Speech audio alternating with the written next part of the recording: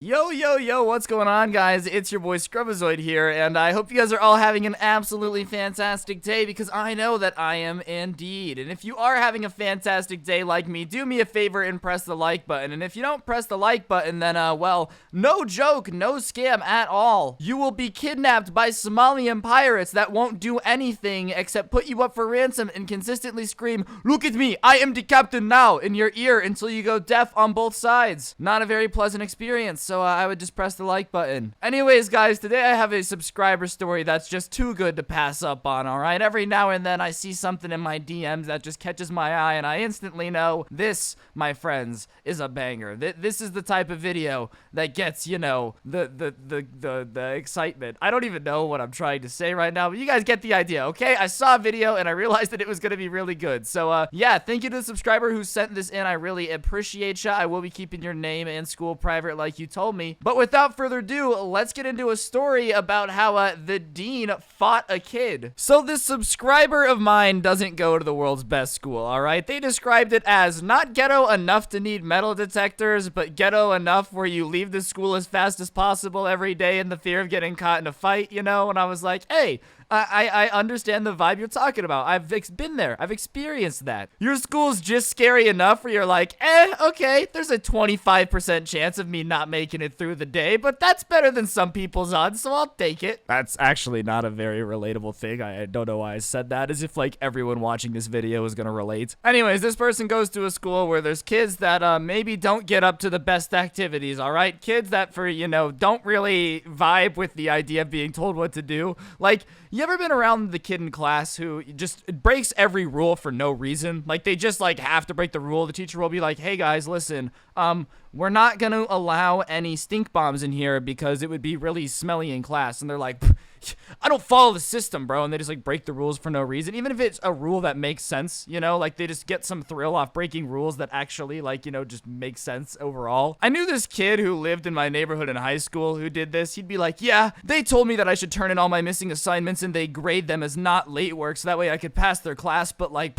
I don't know why they're trying to tell me what to do. It's like, dog, you're not looking cool right now by breaking the rules, you know? You're just kind of messing yourself up. You're fumbling your own bag right now. Like, that's on you, you know? That's not on me. And there was a lot of kids like that at this school from the DM that they sent me. Anyways, the school decides to institute a rule that basically goes along the lines of you need a hall pass to be in the hallway. You know, you can't just, like, leave class and walk around the hallways and be like, oh yeah, sorry, you know, just felt like skipping algebra for a nice spring cleaning walk. Gotta get my hammies all warmed up for the future run I'm going on. Which, I mean, alright, maybe rules suck, but that kind of makes sense, you know? And so a bunch of kids obviously get in trouble for the first little bit, and after that, it becomes pretty easy because kids just kind of realize it's not worth getting in trouble, so they go to class and they're not walking around the hallways anymore. My only question is, like, why wasn't this a rule? You know, what school ever thought, yeah, let's not give kids, like, hall passes, so if kids are just walking around the hallway, we really have no way to tell if they're excused or not, and, like, you know, there's 50 kids in the hallway walking around, so obviously 90% of them aren't at all. Like,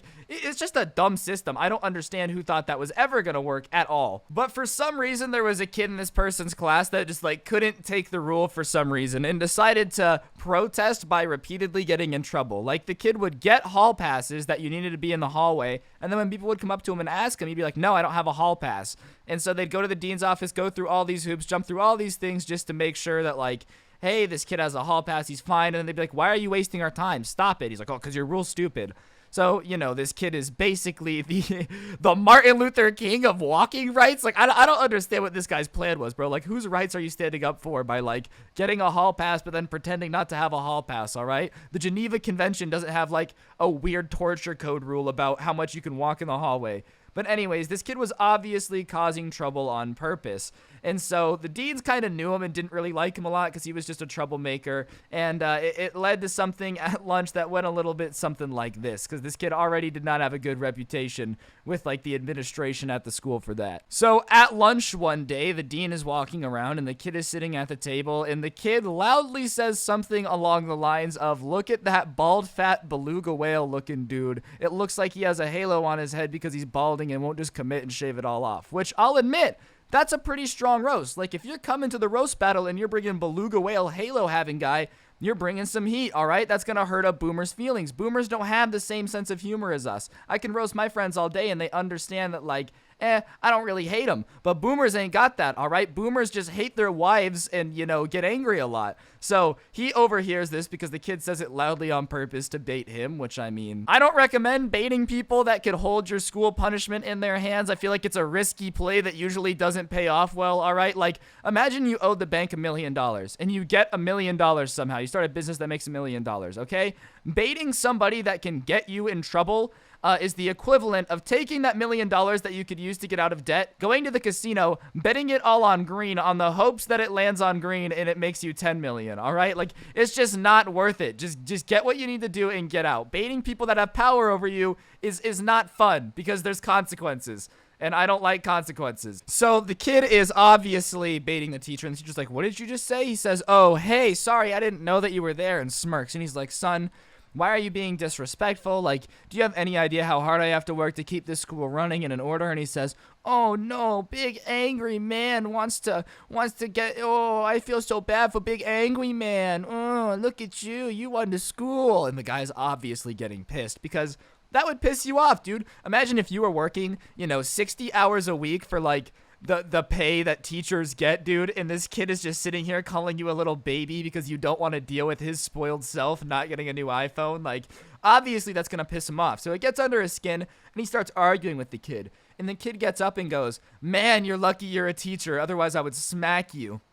And the teacher's like, oh, you would smack me, huh? You would smack me. You're telling me that if I wasn't a teacher, you'd hit me. He goes, oh yeah, I'd love nothing more than to put my fist in your bald fat head, you disgusting slob. And as he's saying this, dude, the dean just reaches back his hand and just punches the kid in the face, square in the face, like in the nose, and the kid drops to the ground and then goes, oh my God, he hit me, and just starts crying. And the entire lunchroom is silent at this point, dude. Like, silent. Because, I mean, when you just see your dean lay somebody out with one punch like Mike Tyson, you get a little intimidated. You might respect the rules a little bit more, all right?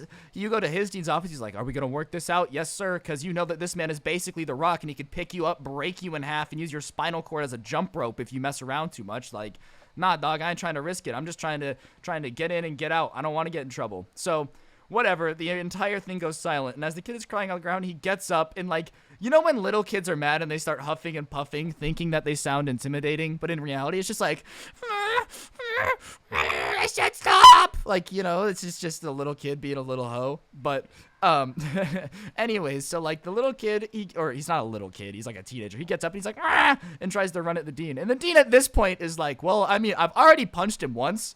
It's not like I'm gonna get in more trouble if I, like, all right, you're getting fired at this point either way. You hit the kid. There's no way around it. Like, you're done. You're donezo. It's capished.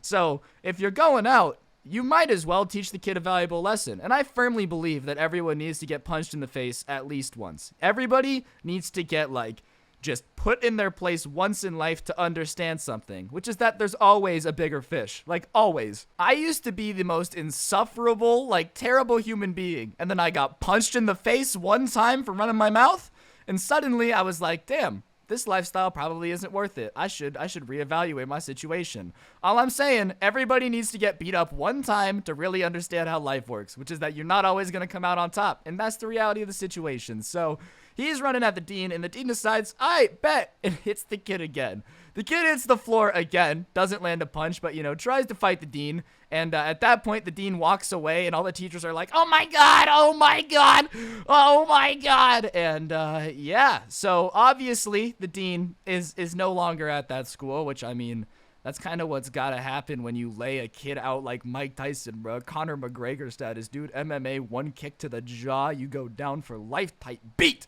Anyways, yeah. Moral of the story is if your dean is Jack, try to fight him, get knocked out, and then sue the school for a bunch of money. Or the other moral is maybe don't be an insufferable person that calls people just try to do their job, beluga whales with balding halos, and protesting stupid rules that don't make any sense. I don't know. Whichever moral you take away, it would be way better if you were learning it in a no joke, no scam hoodie available in the Teespring shop down below. Get the merch, please, because I want to be Jake Paul. But yeah, on that note, guys, take the moral that you want away from the story, but whatever moral you're going to take away, you can also turn on notifications and see one of these videos every single day. I upload videos like this. If you have any good stories, you can send them into my Instagram at Scrubby or my Twitter at Scrubby_69. You should also follow both because, I don't know, I like internet points that don't actually mean anything. If you guys turn on notifications and you send proof to my Instagram, though, I shout somebody out every single day. And today's notification shout-out goes to the absolutely fantastically talented and occasionally, that is right, very occasionally, full of swag, Jevin2K. I appreciate you having on notifications, and yeah, don't get anyone pregnant if you do make sure they're hot, and hopefully I'll see you guys tomorrow with another video. And remember, one very key component of life is you need to get punched in the face.